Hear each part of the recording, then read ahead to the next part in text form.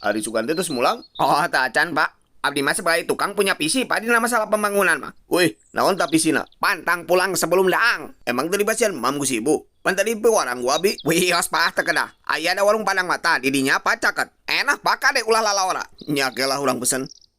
Iya teh tembok naon teh anya? Tak, kita di dia teh dinding kan banyak. Tamun, kan ieu teh kanggo kamar teh kan? Sanes. Naon atuh? Tak, pan dia teh dapur banyak. WC mah diharap. Banyak dapur di tengah imah. Ah, sok ngaco sih amang mah. Ye, menang sok nyanyahuanan kolot. Abi S5 perkuliahan terus biasa tuh, panu gimana di luar kepala. Nah, jadi iya bapak rumah ngambil tema nyelam sambil minum, Pak. Hah? Maksudna? Jadi kianya Pak dengekeun. Ilmu mahal ya, ilmu mahal.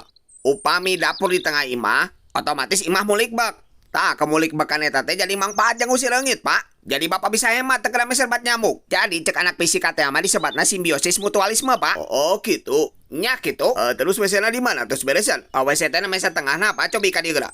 Tah, bentukna teh kieu, Pak. Bentuk kunci.